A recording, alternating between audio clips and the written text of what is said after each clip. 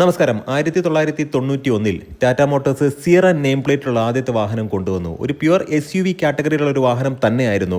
Appearance ആണെന്നുണ്ടെങ്കിലും നമ്മൾ ഇന്ത്യക്കാർ കാണാത്ത രീതിയിലുള്ള ഒരു ഡിഫറൻറ്റ് ലുക്ക് ആ ഒരു വാഹനത്തിനുണ്ടായിരുന്നു. ഒരു ഡെക്കേഡ് അല്ലെങ്കിൽ ഒരു ദശാബ്ദ കാലത്തോളം ആ ഒരു വാഹനം ഇന്ത്യൻ മാർക്കറ്റിൽ ഉണ്ടായിരുന്നു.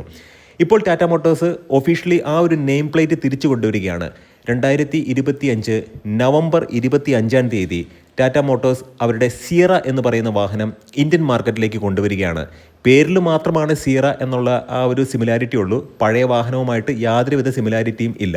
പുതിയ വാഹനത്തിൽ എന്തൊക്കെ വ്യത്യസ്തതകൾ ഉണ്ട്, അല്ലെങ്കിൽ എന്തൊക്കെ പുതുമകൾ ഉണ്ട്, പുതിയ ടെക്നോളജി എന്തൊക്കെയാണ്, തീർച്ചയായിട്ടും ഈ ഒരു വീഡിയോയിലൂടെ നമ്മൾ ഡിസ്കസ് ചെയ്യാൻ പോകുന്നത് 2025 നവംബർ 25 ലോഞ്ച് ചെയ്യാൻ പോകുന്ന സിയറയെ കുറിച്ചിട്ടാണ്. ആദ്യം വരുന്നത് ഇതിൻ്റെ ICE വേർഷനാണ്, ഇൻറ്റേർണൽ കമ്പൾഷൻ എൻജിൻ. ആ ഒരു വേർഷനാണ്. പെട്രോൾ തീർച്ചയായിട്ടും ഉണ്ടായിരിക്കും. എടുത്തു പറഞ്ഞ ഒരു കാര്യം, ടാറ്റ മോട്ടോഴ്സിൻ്റെ 1.5 turbo charged gasoline direct injection engine ആദ്യമായിട്ട് ഇൻട്രൊഡ്യൂസ് ചെയ്യുന്നത് ഈ ഒരു വാഹനത്തിലായിരിക്കും. കേവിന് മുകളിലായിരിക്കും ഈ ഒരു വാഹനത്തെ പ്ലേസ് ചെയ്യുന്നത്. തീർച്ചയായിട്ടും കേവിൻ്റെ സക്സസ് എന്ന് പറയുന്നത് വലിയൊരു ക്വസ്റ്റ്യൻ മാർക്കാണ്. എന്നാൽ സിയറ അങ്ങനെയല്ല. സിയറ എന്ന് പറയുന്നത് ഡിസൈൻ ലാംഗ്വേജ് കൊണ്ടാണെന്നുണ്ടെങ്കിലും വാഹനത്തിൻ്റെ കസ്റ്റമൈസേഷൻ ഫീച്ചർ കൊണ്ടാണെന്നുണ്ടെങ്കിലും ഒരു പടി വ്യത്യസ്തമായിട്ട് നിൽക്കുന്ന ഒരു വാഹനമാണ്. ടാറ്റ മോട്ടോഴ്സിൻ്റെ ചീഫ് ഡിസൈനറായിട്ടുള്ള മാർട്ടിൻ ക്ലാരിക്ക് വളരെ കൃത്യമായിട്ട് പറഞ്ഞിട്ടുണ്ട്, 2020 കാണിച്ച ടാറ്റ സിയറ എന്ന് പറയുന്ന വാഹനത്തിന് കാലികമായിട്ടുള്ള മാറ്റങ്ങൾ വരുത്തി 2023 ആയപ്പോഴത്തേക്കും 99% പ്രൊഡക്ഷൻ റെഡി ആയിട്ടുള്ള മോഡലാണ് അവർ കാണിച്ചത്.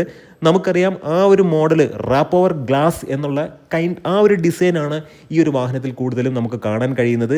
ഇതിൻ്റെ ബി പില്ലറൊക്കെ നമ്മൾ നോക്കുകയാണെന്നുണ്ടെങ്കിൽ തികച്ചും വ്യത്യസ്തമായിരുന്നു. എന്താണ് അങ്ങനെ പറഞ്ഞത് എന്ന് ചോദിച്ചാൽ, ഇത്തരത്തിലുള്ളൊരു സെയിം ബി പില്ലറുമായിട്ടാണ് കിയയുടെ സിറോസ് എന്ന് പറയുന്നൊരു വാഹനം ഇന്ത്യൻ മാർക്കറ്റിലേക്ക് വന്നത്. തീർച്ചയായിട്ടും ഈ ഒരു കോണ്ടന്റ് ഉപകാരപ്രദമാകും എന്ന് വിശ്വസിക്കുന്നു. എൻജിൻ ബേയുടെ മറ്റൊരു വ്ളോഗിലേക്ക് ഏവർക്കും ഹാർദമായ സ്വാഗതം. നമ്മുടെ വ്ളോഗും നമ്മുടെ ചെറിയ ചെറിയ കോണ്ടന്റുകളൊക്കെ നിങ്ങൾക്ക് ഉപകാരപ്രദമാകുന്നുണ്ടെങ്കിൽ തീർച്ചയായിട്ടും നമ്മുടെ ചാനലിനൊന്ന് സപ്പോർട്ട് ചെയ്യുക, സബ്സ്ക്രൈബ് ചെയ്യുക, മാക്സിമം നിങ്ങളൊന്ന് ലൈക്ക് ചെയ്യുക. നിങ്ങളുടെ അഭിപ്രായങ്ങൾ അതിന് വളരെയധികം വിലയുണ്ട്.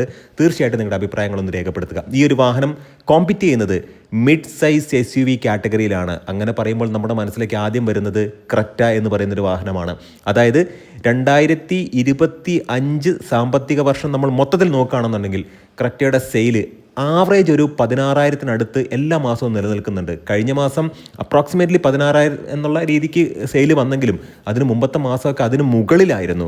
അപ്പോൾ അങ്ങനെ നോക്കുമ്പോഴത്തേക്കും ഇത്രയും വലിയൊരു വാഹനം, 4300 മില്ലിമീറ്റർ ലെങ്ത് ഉള്ളൊരു വാഹനം, അത്രയും വലിയൊരു വാഹനം, ഈ പലതരത്തിലുള്ള വാഹനം, ഫോർ എക്സാമ്പിൾ കോമ്പാക്ട് SUV ഉണ്ട്, മൈക്രോ SUV ഉണ്ട്, സെഡാൻ ഉണ്ട്, ഹാച്ച് ബാക്ക് ഉണ്ട്, ഫുൾ സൈസ് സെഡാൻ ഉണ്ട്. ഇതിനെല്ലാം കോമ്പീറ്റ് ചെയ്തുകൊണ്ട് തന്നെ 1, 2, 3 സ്ഥാനങ്ങളിൽ എപ്പോഴും ക്രെറ്റ വരുന്നുണ്ടെങ്കിൽ ക്രെറ്റ സെഗ്മെൻറ്റ് എന്ന് പറയുന്ന അത്തരത്തിലൊരു കാറ്റഗറി ക്രെറ്റ ക്രിയേറ്റ് ചെയ്തത് വേറെ ഒന്നുകൊണ്ടല്ല, അജേയമായിട്ട് നിൽക്കുന്ന ആ ഒരു വാഹനത്തിൻ്റെ അത്രത്തോളം കേപ്പബിലിറ്റി കൊണ്ടാണ്. ഒരു സ്പീഡോ SUV ആണ്, എന്നാൽ പോലും നമ്മൾ മനസ്സിലാക്കേണ്ട ഒരു കാര്യം, ആ ഒരു സെഗ്മെൻറ്റിലേക്കാണ് ടാറ്റയുടെ സിയറ മത്സരിക്കാൻ വരുന്നത്. 4300 മില്ലിമീറ്ററാണ് ഈ ഒരു വാഹനത്തിൻ്റെയും ലെങ്ത്ത്. ഈ ഒരു വാഹനത്തെക്കുറിച്ച് പറയുകയാണെന്നുണ്ടെങ്കിൽ ഇതിന് കസ്റ്റമൈസേഷൻ ഓപ്ഷൻസ് ഒരുപാടുണ്ടായിരിക്കും. അതായത് ഒരു മൂവിങ് ഓഫീസ് എന്നുള്ള രീതിക്ക് ഈ ഒരു വാഹനത്തെ പരിഗണിക്കാം. അത്തരത്തിലുള്ള കസ്റ്റമൈസ് ചെയ്തിട്ടുള്ള സീറ്റുകൾ കാര്യങ്ങളൊക്കെ ഉണ്ടാകും എന്നാണ് ഇപ്പോൾ മനസ്സിലാക്കാൻ കഴിയുന്നത്. അത് മാത്രമല്ല, ടാറ്റ മോട്ടോഴ്സിൻ്റെ ഇനിയുള്ള വാഹനങ്ങളിലൊക്കെ വരാൻ പോകുന്ന ട്രിപ്പിൾ സ്ക്രീൻ ലേഔട്ട് തീർച്ചയായിട്ടും ഈ ഒരു വാഹനത്തിലുണ്ടായിരിക്കും. പുതിയ സ്റ്റിയറിംഗ് വീലായിരിക്കും വരുന്നത്. ഇലൂമിനേറ്റ് ആയിട്ടുള്ള ഫ്രണ്ട് ലോഗോ കാര്യങ്ങളൊക്കെ ഉണ്ടായിരിക്കും. എടുത്തു പറയേണ്ട ഒരു കാര്യമെന്ന് പറയുന്നത് റാപ്പ് ഓവർ ഗ്ലാസ്, ആ ടൈപ്പ് ഓഫ് ഡിസൈൻ ഉണ്ടായിരിക്കും. അതായത് റൂഫിൽ നിന്നും ആ ഗ്ലാസ് താഴത്തേക്ക് ഇറങ്ങി വരുന്ന രീതിയിലായിരിക്കും. പക്ഷേ നമ്മൾ നോക്കുകയാണെന്നുണ്ടെങ്കിൽ റൂഫിനും ഗ്ലാസിനും, അതായത് വിൻഡോയ്ക്കും ഇടയ്ക്ക് ഒരു സ്ലൈറ്റ് ആയിട്ടുള്ള ഒരു പ്ലാസ്റ്റിക് പാനൽ തീർച്ചയായിട്ടും നമുക്ക് കാണാൻ കഴിയും. പക്ഷേ പ്രഥമ ദൃഷ്ടിയാൽ നമ്മൾ നോക്കുമ്പോഴത്തേക്കും അതിങ്ങനെ പൊതിഞ്ഞു പോകുന്ന ഒരു ഫീലാണ്. ഏറ്റവും പ്രധാനപ്പെട്ട കാര്യമെന്ന് പറയുന്നത് ടാറ്റ മോട്ടോഴ്സിൻ്റെ 1.5 turbo charged gasoline direct injection, ആ ടൈപ്പിലുള്ള എൻജിൻ അവർ മുമ്പ് കാണിച്ചിട്ടുണ്ടായിരുന്നു. ആ ഒരു ടർബോ ചാർജഡ് എൻജിൻ തീർച്ചയായിട്ടും ഈ ഒരു വാഹനത്തിൽ ഇൻട്രൊഡ്യൂസ് ചെയ്യും എന്നുള്ളതാണ് നമുക്ക് മനസ്സിലാക്കാൻ കഴിയുന്നത്. CNG കുറിച്ച് ചോദിക്കുകയാണെന്നുണ്ടെങ്കിൽ CNG തീർച്ചയായിട്ടും ഈ ഒരു വാഹനത്തിലേക്ക് കൊണ്ടുവരാൻ സാധ്യതയില്ല. കാരണം സിയറ എന്ന് പറയുന്ന വാഹനത്തെ ഒരു പ്രീമിയം വാഹനം എന്നുള്ള രീതിക്കാണ് ടാറ്റ മോട്ടോഴ്സ് ഇൻട്രൊഡ്യൂസ് ചെയ്യാൻ പോകുന്നത്. ഇതിന് ശേഷം പിന്നെ വരാൻ പോകുന്നത് ഡീസൽ തീർച്ചയായിട്ടും ഉണ്ടായിരിക്കും. ഡീസലിൻ്റെ കാര്യം എടുത്തു പറഞ്ഞതാണ്. കാരണം ഡീസൽ ഇല്ലാതെ ഈ ഒരു സെഗ്മെൻറ്റ് നിലനിൽക്കുമോ എന്ന് ചോദിച്ചാൽ ഇല്ല എന്ന് തന്നെയാണ് എൻ്റെ ഒരു പേഴ്സണൽ അഭിപ്രായം. അതിനുശേഷം 2025 നവംബർ 25 ഇതിൻ്റെ ICE വേർഷൻ ഇൻട്രൊഡ്യൂസ് ചെയ്യും. അതിനുശേഷം ഇതിൻ്റെ ഇലക്ട്രിക്കും വരും. തീർച്ചയായിട്ടും ഇലക്ട്രിക് എന്ന് പറയുന്നത് Active.ev പ്ലാറ്റ്ഫോമിൽ തന്നെയായിരിക്കും. അതിൻ്റെ ഡെറിവേറ്റീവ് ആയിട്ടുള്ള ഒരു പ്ലാറ്റ്ഫോമിലാണ് തീർച്ചയായിട്ടും ഈ ഒരു ഇലക്ട്രിക് വേർഷൻ വരാൻ പോകുന്നത്. എടുത്തു പണ്ടൊരു കാര്യമെന്ന് പറയുന്നത് 4-wheel ഡ്രൈവ് കേപ്പബിലിറ്റി ഇലക്ട്രിക്കിൽ ഉണ്ടാകുമോ എന്നുള്ളത് ഇപ്പോഴും കൺഫേം ചെയ്തിട്ടില്ല. അത് ഹാരിയറിലുണ്ട് എന്ന് നമുക്കറിയാം. Harrier.ev അതിലുണ്ട് എന്ന് നമുക്കറിയാം. ഏറ്റവും പ്രധാനപ്പെട്ട കാര്യം, എങ്ങനെ നോക്കിക്കഴിഞ്ഞാലും ഈ ഒരു വാഹനത്തിന് 500 കിലോമീറ്ററിന് മുകളിൽ റേഞ്ച് തീർച്ചയായിട്ടും ലഭിക്കും. ഇലക്ട്രിക്കിൻ്റെ കാര്യമാണ് ഞാൻ പറഞ്ഞിട്ടുള്ളത്. ടാറ്റ മോട്ടോഴ്സിൻ്റെ ഹാരിയറിൽ കണ്ടിട്ടുള്ള അതേ മോട്ടോർ സെറ്റപ്പ് മാത്രമായിരിക്കും ഈ ഒരു വാഹനത്തിലേക്ക് വരാൻ പോകുന്നത്. ബാറ്ററി കപ്പാസിറ്റി ഒക്കെ ആണെന്നുണ്ടെങ്കിലും ഏകദേശം അതിനോടടുത്ത് തന്നെയായിരിക്കും. ഒഫീഷ്യലി എത്ര kWh ബാറ്ററി, എത്രയാണ് മോട്ടറിൻ്റെ പവർ, ഇങ്ങനെയുള്ള കാര്യങ്ങൾ, അല്ലെങ്കിൽ എത്ര റേഞ്ച് ലഭിക്കും, ഇതൊന്നും കമ്പനി ഒഫീഷ്യലി പുറത്ത് വിട്ടിട്ടില്ല. തീർച്ചയായിട്ടും ക്രയോടെക് 170 എന്ന് പറയുന്ന ഡീസൽ എഞ്ചിൻ ഇപ്പോൾ ഒഫീഷ്യലി സ്റ്റെല്ലാൻഡിസിൻ്റെ കയ്യിൽ നിന്നും ആ ഒരു ഡീസൽ എഞ്ചിൻ്റെ പേറ്റൻറ്റ് കാര്യങ്ങളൊക്കെ ടാറ്റ മോട്ടോഴ്സ് എടുത്തിട്ടുണ്ട് എന്നാണ് ഇപ്പോൾ മനസ്സിലാക്കാൻ കഴിയുന്നത്. അതുകൊണ്ട് തന്നെ ആ ഒരു ഡീസൽ എഞ്ചിൻ്റെ റീട്യൂൺഡ് ആയിട്ടുള്ള ഒരു വേർഷൻ തീർച്ചയായിട്ടും ഈ ഒരു വാഹനത്തിൽ ഉണ്ടായിരിക്കും.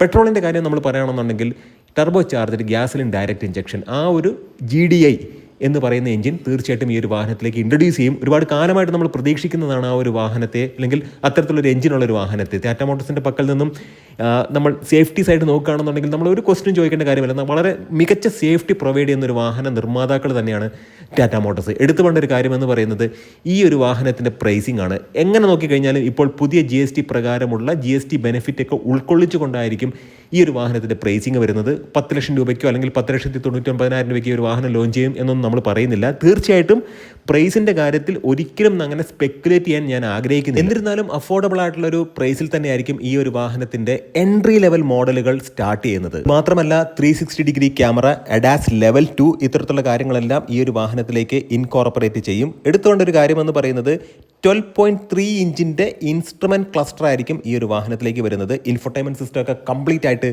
ഡിജിറ്റലായിട്ട് മാറും. ടാറ്റ മോട്ടോഴ്സിൻ്റെ ഇലുമിനേറ്റഡ് ആയിട്ടുള്ള ലോഗോ വരുന്ന 4-spoke സ്റ്റിയറിംഗ് വീലാണ് ഈ ഒരു വാഹനത്തിലേക്ക് വരുന്നത്. മാത്രമല്ല ഏറ്റവും പ്രധാനമായിട്ടും, അല്ലെങ്കിൽ വളരെ ഇൻട്രസ്റ്റിംഗ് ആയിട്ട് എനിക്ക് തോന്നിയത്, 19 ഇഞ്ചിൻ്റെ അലോയ് വീൽസ് ഈ ഒരു വാഹനത്തിലേക്ക് വരും എന്നാണ് ഇപ്പോൾ മനസ്സിലാക്കാൻ കഴിയുന്നത്. പക്ഷേ പ്രാക്ടിക്കലി 19 ഇഞ്ചിനേക്കാൾ ഏറ്റവും മികച്ചത് 18 ഇഞ്ചിൻ്റെ അലോയ് വീൽസ് ആണെന്നാണ് എൻ്റെ ഒരു പേഴ്സണൽ അഭിപ്രായം. കാരണം ഇങ്ങനെയുള്ള മിഡ് സൈസ് SUV കാറ്റഗറിയിലുള്ള വാഹനങ്ങൾക്കൊക്കെ 19 ഇഞ്ച് എന്ന് പറയുന്നത് അത്രമേൽ സ്യൂട്ടബിൾ ആണോ? സ്റ്റെബിലിറ്റിയുടെ കാര്യത്തിലാണ് ഞാൻ പറഞ്ഞത്. തീർച്ചയായിട്ടും 19 ഇഞ്ചിൻ്റെ അലോയ് വീൽസ് വരും എന്നാണ് ഇപ്പോൾ വാർത്തകൾ പുറത്തേക്ക് വരുന്നത്. തീർച്ചയായിട്ടും മറ്റൊരു കാര്യം കൂടി എടുത്തു പറയട്ടെ, ഇലക്ട്രിക് എന്ന് പറയുന്നത് ഒരു വിപ്ലവകരമായിട്ടുള്ളൊരു മാറ്റമാണ്, എക്സ്പെഷ്യലി ഈ ഒരു വാഹനത്തിൻ്റെ കാര്യത്തിൽ. കാരണം സ്പേസ് അത്രത്തോളം ഈ ഒരു വാഹനത്തിലുണ്ടായിരിക്കും. പക്ഷേ പ്രൈസാണ് ഏറ്റവും ഇമ്പോർട്ടൻ്റ് ആയിട്ടുള്ളൊരു കാര്യം. അഫോർഡബിൾ പ്രൈസിലേക്ക് ഇത്തരം വാഹനങ്ങളെ കൊണ്ടുവന്നാൽ ഇത്രയും വലിയ ടെക്നോളജി സാധാരണക്കാർക്ക് കൂടി ഉൾക്കൊള്ളാൻ കഴിയുന്ന രീതിയിൽ, അല്ലെങ്കിൽ വാങ്ങാൻ കഴിയുന്ന രീതിയിലേക്ക് ടെക്നോളജിയെ കൊണ്ടെത്തിച്ചാൽ മാത്രമാണ് അതിനൊരു വാല്യൂ ഉള്ളൂ എന്നാണ് ഞാൻ പേഴ്സണലി വിശ്വസിക്കുന്നത്. തീർച്ചയായിട്ടും 2025 നവംബർ 25 ഈ ഒരു വാഹനം ഇന്ത്യൻ മാർക്കറ്റിലേക്ക് വരികയാണ്. ടാറ്റ മോട്ടോഴ്സ് പറഞ്ഞു ഒഫീഷ്യലി 2025 ആകുമ്പോഴത്തേക്കും 10 പാസഞ്ചർ ഇലക്ട്രിക് കാറുകൾ അവർ ഇന്ത്യൻ നിരത്തുകളിൽ കൊണ്ടുവരും എന്നുള്ളത്. ഇനി അറിയാനുള്ളത് എന്നാണ് ആൾട്രോസിൻ്റെ EV വരുന്നത്. തീർച്ചയായിട്ടും ഈ ഒരു കോണ്ടന്റ് ഉപകാരപ്രദമായി എന്ന് വിശ്വസിക്കുന്നു. നല്ല ഇൻഫോർമേറ്റീവ് ആയിട്ടുള്ള വീഡിയോസ് വേണമെങ്കിൽ വീണ്ടും കാണാം. നിങ്ങളുടെ സ്നേഹത്തിനും സപ്പോർട്ടിനും ഒരിക്കൽ കൂടെ നന്ദി. നമസ്കാരം.